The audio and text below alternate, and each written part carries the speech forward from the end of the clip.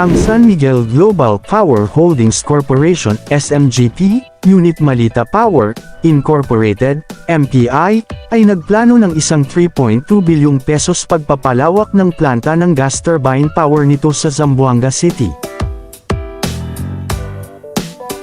At bago natin ituloy, kung ikaw ay bago pa lang sa aking YouTube channel ay huwag kalimutan mag-subscribe at i-click na rin ang bell icon para lagi kang updated sa mga bago kong upload video. Ang Tycoon Ramon ng San Miguel Global Power Holdings Corporation, SMGP, ay mamumuhunan ng tinatayang halaga na 3.2 bilyon pesos, upang doble ang kapasidad ng planta ng gas turbine power sa Zamboanga del Sur.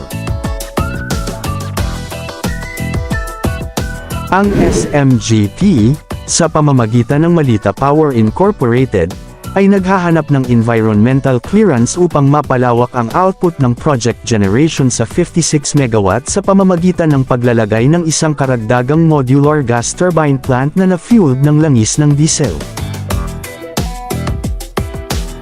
Matatagpuan sa Sangali sa Zamboanga City, ang proyekto ay naglalayong matugunan ang lumalagong demand ng kuryente sa buong Zamboanga Peninsula, sinabi ng kumpanya sa isang pagsampa sa Department of Environmental and Natural Resources, DENR.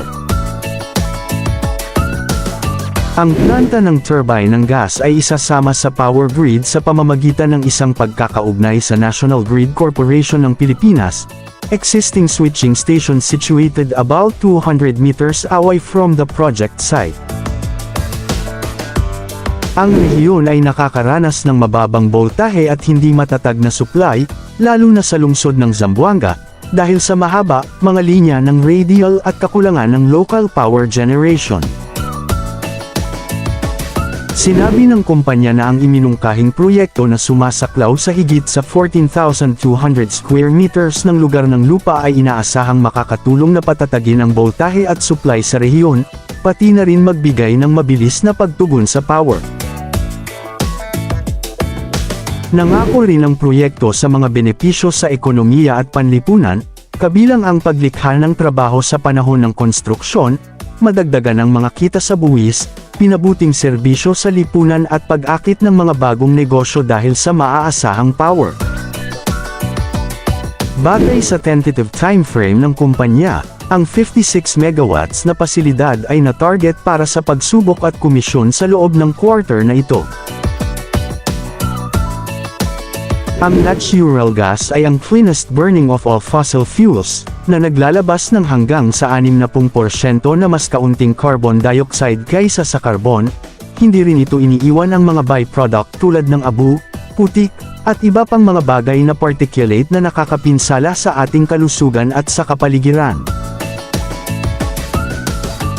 Samantala, ang mga power firms ng Tycoons Ramon Ang, Manuel V. Pangilinan at Sabon Aboitiz ay inihayag ang pagkumpleto ng financing para sa kanilang landmark na $3.3 billion deal to build an integrated liquefied natural gas, LNG, facility. Ayon sa San Miguel Global Power Holdings Corporation, SMGP, Meralco Powergen Corporation, MGen, at Aboitiz Power Corporation, AP, ay sama-samang mamumuhunan sa dalawa nitong gas-fired power plant, ang 1,278 megawatt Ilijan Power Plant, at 1,320 megawatt Combined Cycle Power Facility na nakatakdang simulan ang operasyon ngayong taon. Ang tatlong partido ay mamumuhunan sa halos 100% ng LNG import at regasification terminal ng Linseed Field Corporation, na gagamitin upang tumanggap, mag-imbak at magproseso ng gasolina para sa dalawang planta ng kuryente. Sa kauna-unahang pagkakataon, tatlong nangungunang kumpanya ng kuryente ang nagtutulungan upang matiyak ang mga pangangailangan ng enerhiya ng ating bansa habang lumilipat patungo sa mas malinis na pinagmumula ng kuryente, sabi ni SMGP Chairman at President Ang.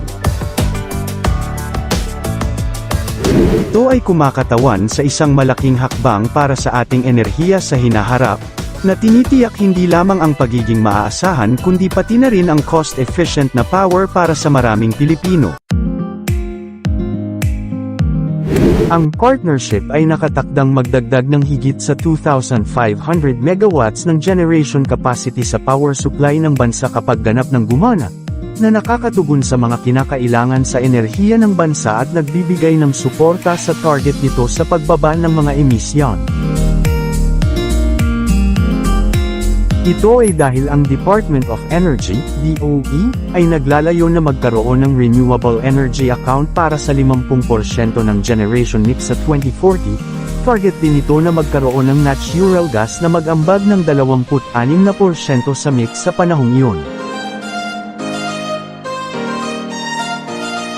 Parehong LNG at mga renewable ay kailangan upang makamit ang isang balanseng energy mix, at mahusay na binalak na paglipat ng energy, higit sa lahat.